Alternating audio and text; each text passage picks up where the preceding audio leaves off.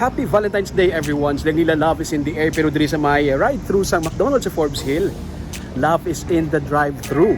Napuno sa mga hearts, roses, lights, kag iban pa nga mga designs ining ilang drive-through area. Ini-impart sa ilang promise sa aton nga sa kada may okasyon tigalain-lain mga ila diri nga mga design. Kung siyang Christmas, amo sining ilang disenyo. Sang Chinese New Year naman, nag-upod man sila sa selebrasyon. Kag subong Valentine's Day, amo naman sini.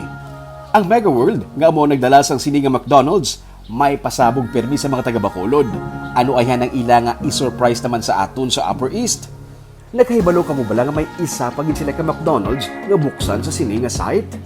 For sure, may bago naman ini nga concept. Bati-bati ko, mas dako pagin ang ini nga branch ng McDonald's nga ila buksan kag posible ang pinakamatahom nga McDonald's sa Pilipinas gani Balantayan. Ano ay nangyari sa sulod sa sini nga board ups? Sudlon ta bala para may idea ta sa nagakatabo nga development diri sa Bacolod. I'm sure kalabanan sa inyo na kalabay na diri sa may Lopezina Street diri sa Bacolod. Kaya nakita nyo na yung signage. Ang Mega World at the Upper East. Ano ay nangyari sa sulod? Ilang aton nga discover sa sining episode.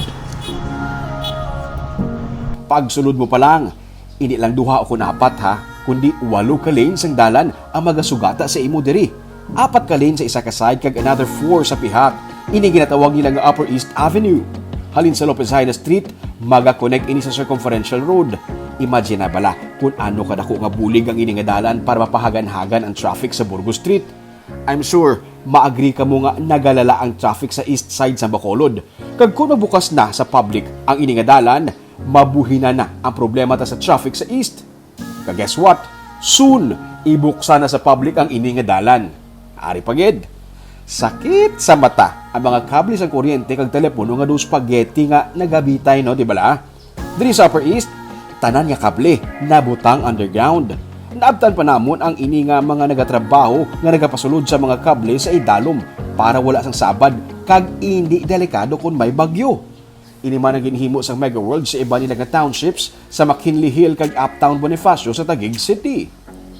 Ang ini nga New York City-inspired township lalakton lang gikan sa Bacolod City Government Center. Wait, there's more.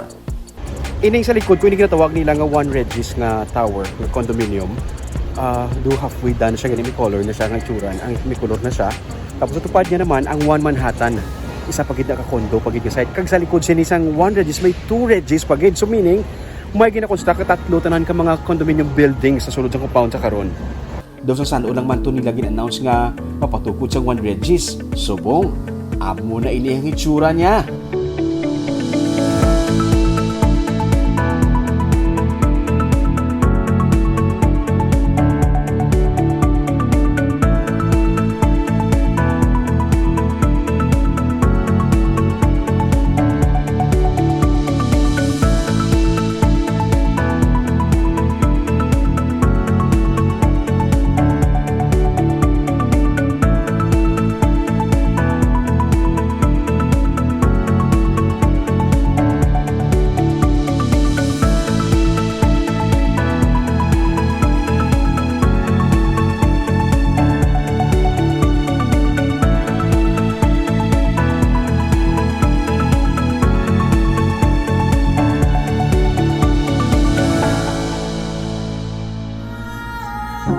Kung maglakat-lakat ka diri, do wala ka lang sa Bacolod, do ara ka sa iban nga lugar. 12 floors ang ining condominium building. Sa likod niya, naga-ongoing man na construction para sa 2 Regis naman, kag sa kilid, may 1 Manhattan pagid.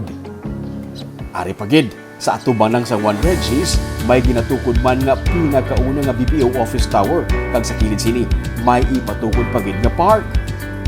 Na-imagine nyo na kung ano katahom ang ining nga lugar kung matapos na.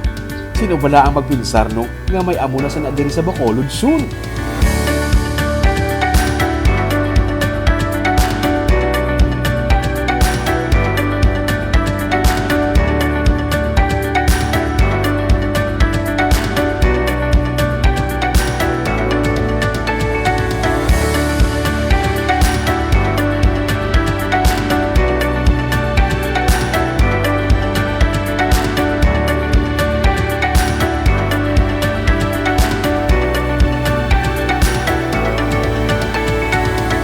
pagid.